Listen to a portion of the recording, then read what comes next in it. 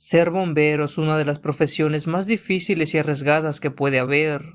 No hay mañana en la que te levantes sin saber que ese podría ser el último de tus días, pero la satisfacción que da al servir a la sociedad es lo que hace que pueda dormir con tranquilidad todas las noches. Yo soy la tercera generación de bomberos en mi familia.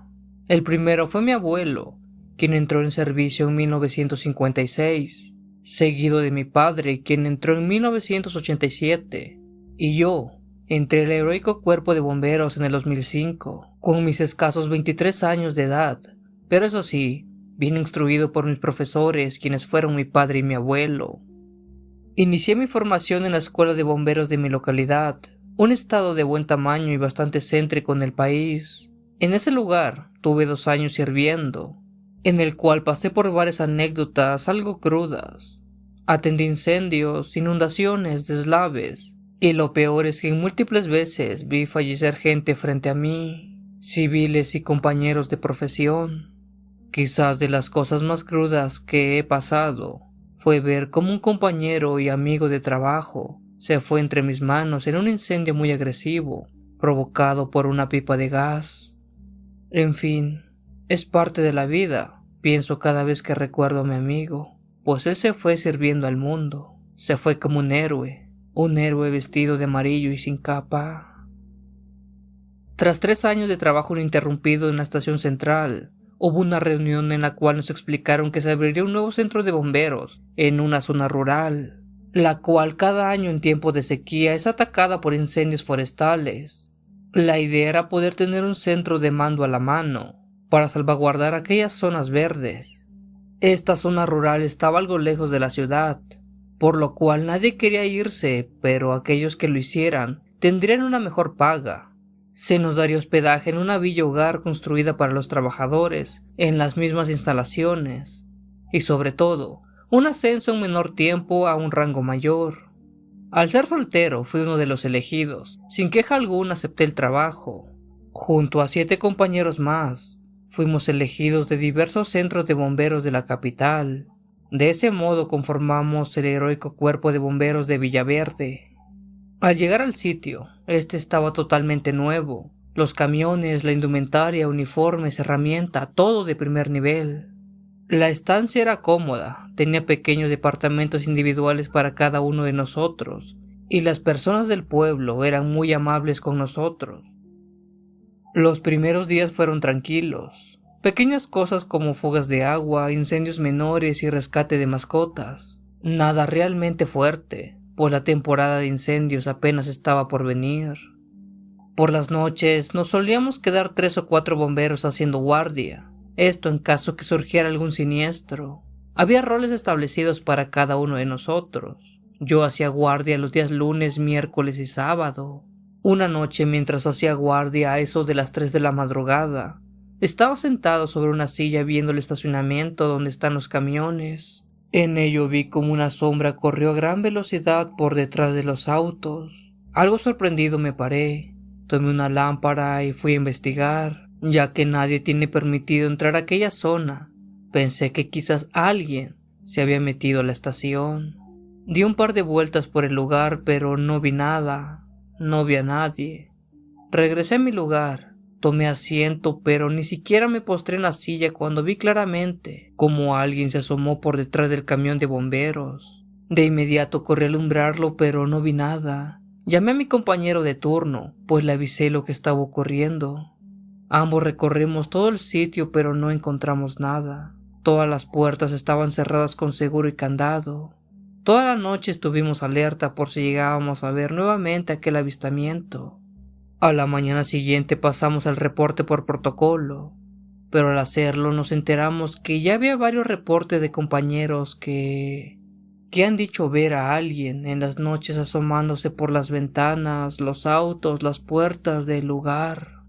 Debido a ese caso y por el protocolo de trabajo, se nos hicieron llegar 2 perros a la central, mismos que por alguna extraña razón, por la madrugada se ponían a ladrar en pleno patio. No había noche que no soltaran ladridos, aullidos estos animales, quienes parecían ver algo o a alguien, pues estaban a la defensiva frente a algo, algo que solamente ellos podían ver.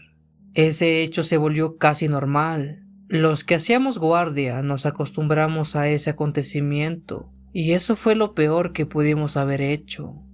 Con el paso de las semanas, constantes cosas como uniformes, herramientas, utensilios de la cocina y objetos personales cambiaban de un lugar a otro, como si alguien los moviera a propósito. Al revisar las cámaras de seguridad, se veían como éstas se caían solas, como si una fuerza las empujara o las moviera. Fue en ese momento que empezamos a creer que no estábamos solos en la estación. Había alguien más que nos observaba, ya que los avistamientos de las sombras que se asomaban dejaron de presentarse en el patio, y ahora ya se hacían dentro de las instalaciones, y dejó de ser exclusivamente en las noches, ya era a todas horas del día y en plena luz del sol. Cuando estaba desayunando, vi como por la ventana que estaba ubicada en un segundo piso, alguien asomó su cabeza por un instante. Era algo imposible, pues en ese lugar no había un balcón o algo en lo cual pudiese sostenerse aquella persona. Todos los trabajadores teníamos un constante miedo y sensación de ser observados, de ser seguidos. Incluso, una compañera dice haber sentido como alguien le tocó el hombro mientras hacía guardia. Pero sin saberlo, eso no fue sino el inicio de nuestro tormento, ya que semanas después, cuando hacía guardia como de costumbre, los perros dejaron de ladrar al patio y le ladraban al cuarto, un cuarto donde guardamos los uniformes. Confundido fui hasta aquel lugar, el cual tenía un par de luces apagadas y solo una que medio alumbraba su interior. La puerta estaba entreabierta, algo raro pensé. Con cuidado me asomé y vi que un compañero estaba poniéndose el traje, al cual le pregunté: ¿por qué te pones el uniforme si no hay ningún reporte que atender? ¿O te lo estás probando por gusto? Aquel compañero, que estaba de espaldas hacia mí, seguía poniéndose el uniforme sin siquiera prestarme atención. Le pregunté con voz más fuerte qué le pasaba, si todo estaba bien.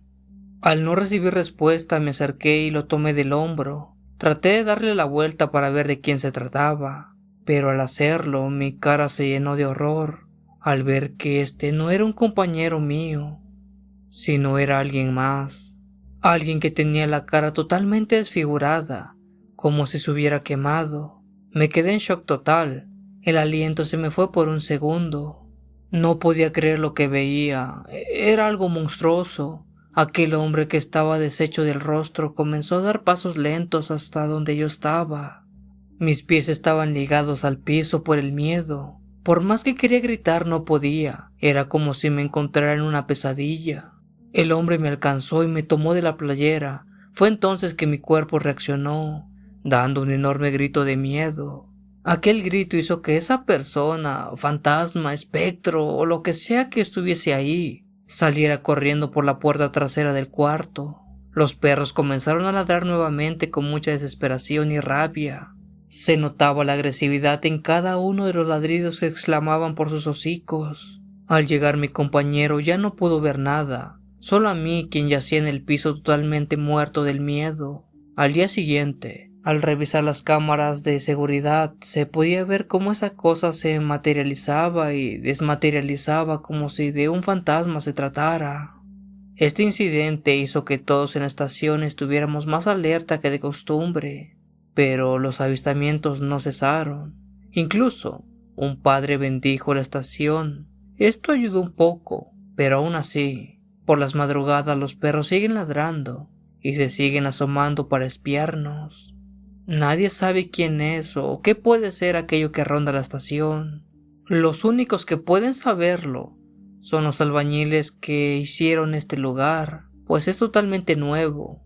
Seguimos trabajando esperando algún día saber de aquel hombre de la cara desfigurada. Y es curioso, todos los días cuando me levanto le tengo más miedo a aquella cosa que nos espía que a mi propio trabajo.